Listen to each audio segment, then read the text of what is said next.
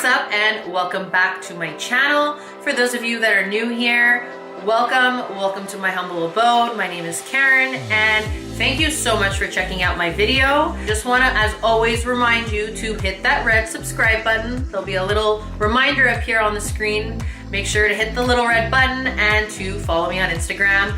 My handle will be at the bottom of the screen here at TheRealKco. So with that being said, guys, let's get straight into it. So I wanted to do a little video today dedicated to the world of dermal filler, because for any of you that follow me on Instagram, you know that I post a lot of valuable content there with regards to various sort of procedures that you can have done, a lot of my own personal results. I'm very, very open about these things, and I try to do so not in necessarily like a vain way or a superficial way, but also to show you guys the sort of beautiful world of medical aesthetics and what it can do for enhancing your features without looking overdone. I just feel like there's this whole sort of negative stigma surrounding this industry because of people who abuse it and who give it a bad name.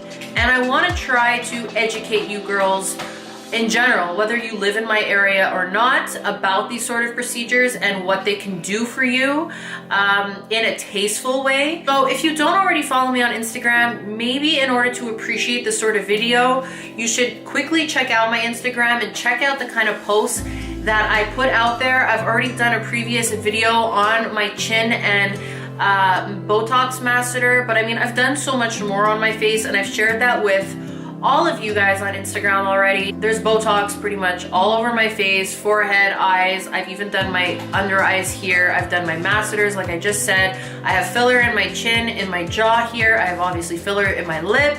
I've done my under eye. I've done my cheekbones. I've done my temples. Like, guys, I've done it all, and I don't think that my face looks inanimate. I don't think my face looks blown up. And I get so many compliments from you girls and so many messages. So I wanted to do this video today really on why I feel I've had a good experience with my fillers and my Botox so far, and give you guys my top tips so you guys can have a good experience too. I just want to point out that yes, you know what, I have and I do a lot of things to my face.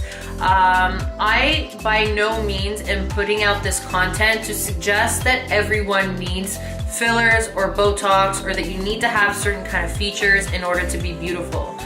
I just think that medical aesthetics and fillers in general allow people like myself who have insecurities about certain features that they have. I think it is a beautiful way to enhance, not change who you are, but just enhance certain features and provide a little bit more structure to your face that will allow you to have a bit more confidence in your own skin.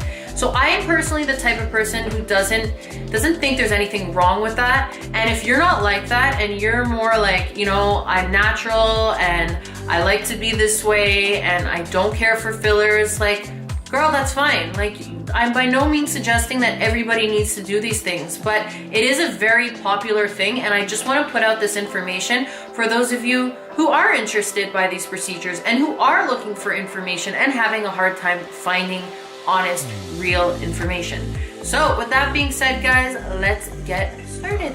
Tip number one for you girls is to do your fucking due diligence. And I'm sorry for my language, but it's just the case. I find that, like, you girls need to realize that this is your face, okay? This is the first thing that people see, and it's the first thing that if you mess up is probably gonna give you like complete anxiety and trauma. And nobody wants that. So you need to make sure to do your research thoroughly as to where you're gonna go. So don't just rely on someone's word for it, okay? If someone tells you, oh, go to clinic ABC, it's really good, like, don't just go and book an appointment there and start letting them put needles in your face. Like, that doesn't make any sense, okay? Don't just go by Google reviews, by Facebook reviews. They're not, like, some of them are obviously genuine, others of them are family members, are coworkers, they're totally fake reviews in order to boost up their ratings. And I know this because there are clinics that are in Montreal that I've looked into going to, or that I have gone to, that have had such beautiful reviews, and then I get there and I'm like, what the fuck? Okay guys, like, just do your due diligence. Obviously, with due diligence too in your research, that means asking around. When I was first looking for getting my lips done, that was the very first thing that I did. I didn't even know where to start. Obviously, I started on the internet, and I'm not suggesting you don't look at reviews, obviously, but don't let that be your sole resource, okay? You need to ask around. I wasn't shy. I messaged a few girls, and I did it sort of in a polite way, just saying, oh, your lips are really nice. I'm not sure and I don't want to offend you, but I asked them, where they got them done. Most of them answered. To be honest with you, I don't think any one of them didn't answer. Some of them, their lips genuinely weren't done, or they were just bullshitting me and told me that they weren't because they didn't want to share that information. And that's fine, but just don't be afraid to ask, because you never know what you might find out. Another thing, what I mean by due diligence is always never go by pictures. I find that girls, especially with social media, a girl will take a fucking selfie and will post it, and then you'll be like, oh my God, I love her lips, or I love her cheeks, or whatever it is. Guys, still pictures, first of all, can be so morphed. We all know that apps like Facetune exist. They can be completely photoshopped, completely reshaped. You can add volume. You can do so much messed up shit. Don't trust those still photos. Also, what you need to remember is what looks good in a still photo might not look good in motion. So sometimes you see photos of girls and they have these beautiful voluminous apples of their cheeks and cheekbones that are chiseled and sticking out. And in still photo, it looks stunning. It looks beautiful. But then you see that same girl in video, or you see her in person, and you're kind of something kind of looks off, or it looks blown up, or it looks just be careful that if you are taking referrals from someone, that you've genuinely seen them in video without a filter, because snap filters don't count, okay? Another thing that I mean by due diligence is also do your research on the actual procedures and the products that are being used, the different techniques and all of that, because yes, we kind of rely on our doctors to give us this information, or nurses if you're going to a nurse, but the reality is that this is a business, okay? And you need to remember that, and it's a very lucrative business. And some people really are out there, they don't give a crap what your face looks like, okay? They're just out there to sell you the maximum amount of product so that when you get to the cash, you are spending as much money as possible. So guys, make sure to do your due diligence, learn about the procedures, learn about the techniques, learn about the products. One, it's gonna avoid you being sort of oversold on something you might not need. Two, there might be something your doctor might suggest, and you might have seen something on the internet or read about something, and you can ask about it, and who knows, that might be something that might work for you.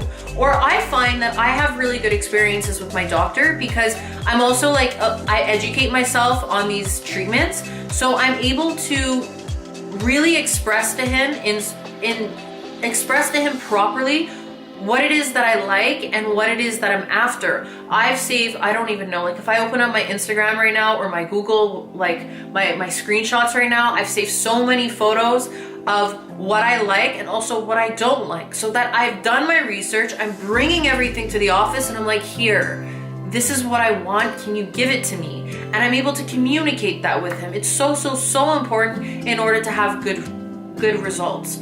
So please bear that in mind. Do your research fully. Do not rely on a single one source. So tip number 2, guys, is don't let price be the primary factor that affects the decision of where you choose to get these things done. I don't know how many times girls have messaged me, and usually either the first or second question that they ask me is, how much did everything cost? Really, when I get asked, it's done in either one of 2 ways.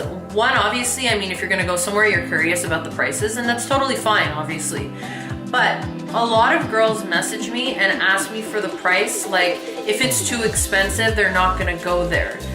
And, or sometimes I get the answer back where it's well, where I go, my girl charges me $200 less, and good for you. You know what? I don't mean to be mean, but chances are if you're asking me where I go, it's because you're not happy with the results that you're getting where you go.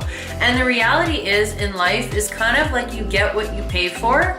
So any doctor who's experienced and who has advanced training is obviously going to charge the prices that coincide with that level of skill. And like I said before, guys, this is your face. Of all areas of your entire body, from your head to your toes, your face is really the last place in the world that you want to cheap out on. Especially like if you're cheaping out on a facial, like that's kind of one thing. But when we're talking fillers, or you're talking Botox, things that can really mess up your face, like why would you want to cheap out on that? To what? Save $100, save $200, just so that if your lips don't end up the way you want them to, or you end up with blown up cheeks, that you're just gonna go and have to spend money on another product to dissolve everything. And let's not even like talk about the anxiety that and tears that this is gonna bring you, because I know if that happened to me, I'd probably come home crying. I definitely would come home crying.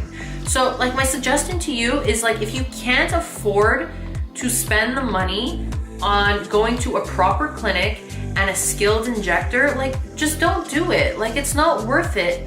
These things in life, you need to remember, are luxuries. They're not necessities. So if you can't afford, and the average price, I'm gonna be like, for these things in general, is between like $650 to $800, sometimes even $850 a syringe. Okay, like if you can't afford that, don't go to the girl that is going to, like the random nurse that is working out of some random salon or is taking clients at home, but she's charging like $350 a syringe. Like that shit is sketch. Don't do it. I almost once did it myself and I talked myself out of it. Like it's not worth it, guys. Just wait till you can afford it. Wait to do it properly. That's what I did. I've never had a problem. I've always been satisfied with my results, and I think that that's a big part of it. Like there are such thing as promotions, there are such thing as, you know, discounts for certain seasons. Like I've seen at my dermatologist's office, you know, for like Christmas time or Boxing Day, they'll have certain promotions, but they're not going to be crazy. Any sort of reputable surgeon or reputable doctor is not going to discount their prices like 50%. And like I was recently talking to a girl who told me that, like, that she's like, oh, well, at the clinic, you know, they were practically giving it away. Like the regular price was $550 and they were going to give it to me for $300. One of the things that you kind of need to ask yourself is like, if the deal is too good to be true, chances are it is. Like, why would any reputable doctor or reputable surgeon discount their prices so much? Chances are they're desperate for business. And tip number 3 is don't be too eager to get to the results that you want to have. It's very easy, you know, to pick up your phone and to go on Instagram and see like a pair of lips that you want or cheekbones that you want, and sit down in a session and be like, okay, like give them to me. Like it doesn't work that way. Not if you want natural results. Now there's nothing wrong with going in and doing a full syringe in your lips the first time. There's nothing wrong with it. I just think that some results that you have, like my lips have like 2 to maybe even a bit more than 2 syringes in them. Like you should never try to do that in one sitting. 1, it's not gonna look natural. 2, most likely are going to swell like crazy and you're going to bruise, and it's not gonna be fun the next few days after your fillers. And it's not gonna look as natural as it should. When you want like lips that are both natural looking, defined, voluminous, you need to be patient with them. Just start slow, start with a half a syringe. Like that's what I did. I started with a half a syringe and I did that for 3 sessions. And then now when I go to fill up my lips, I'll do like a full syringe every time I go. And there's nothing wrong with doing a full syringe your first time at all. I just was like super not knowing what I was doing when I first started. I felt like half a syringe was a ton of product back then, and it really helped me understand what a half a syringe does in terms of volume, in terms of definition, to know what kind of results that I can anticipate. So 1, work slowly so that you don't overdo it, so that you don't end up with something on your face that you feel is overdone, okay?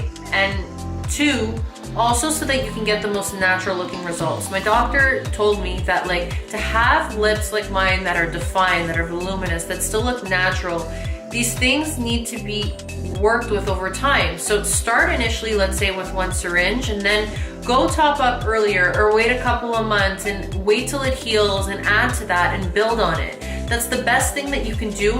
And it also helps yourself. I mean, obviously when it comes to your face and you're changing anything on your face, it's a shock. Like, just like when you dye your hair and you leave the salon freaking out. I'm not gonna say I leave my, like, okay, I've never left my dermatologist's office freaking out. I'm usually like crying with happy tears, but it's still an adjustment. It's still like your face, and it's a little weird seeing things change. So do things slowly, do things gradually.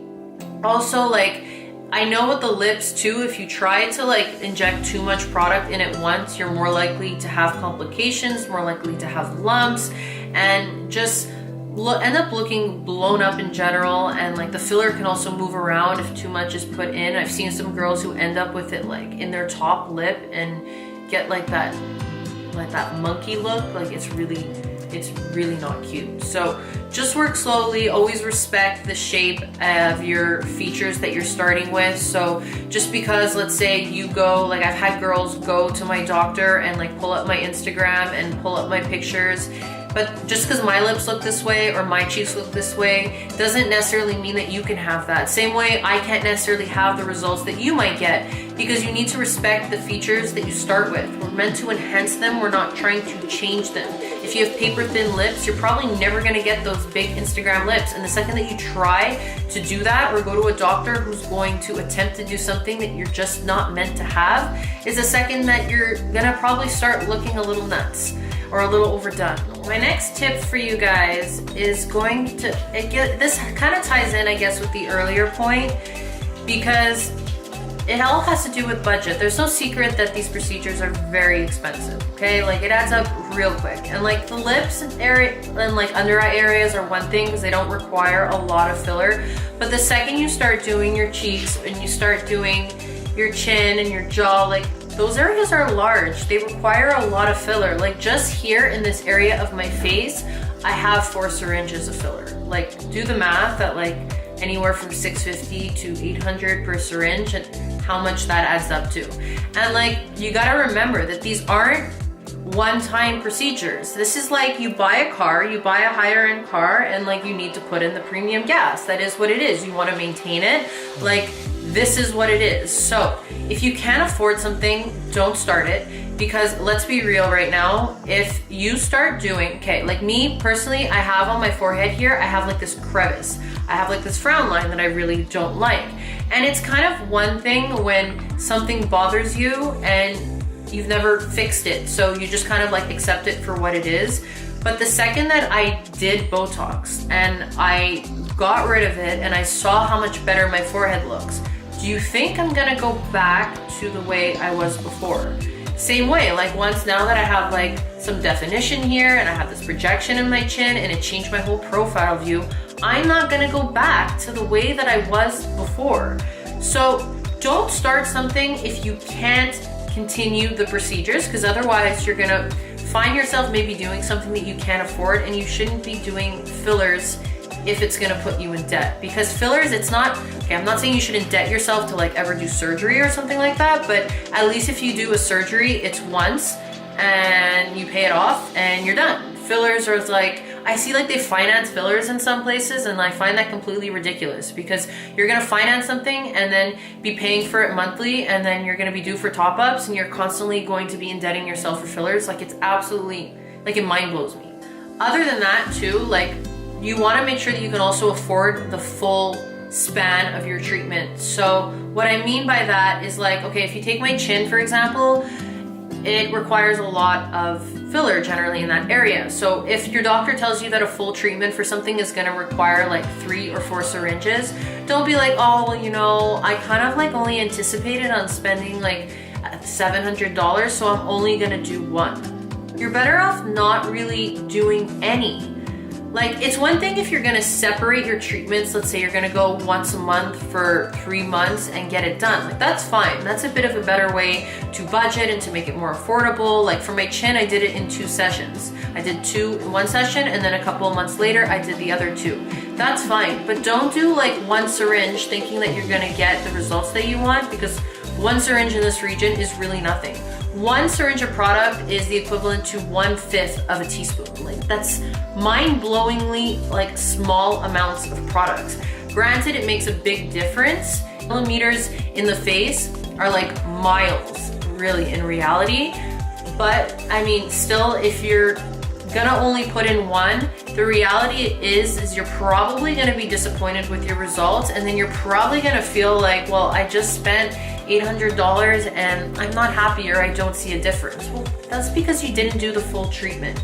So either spread out your treatments to make it more affordable so that you can build up the product like we were talking about before.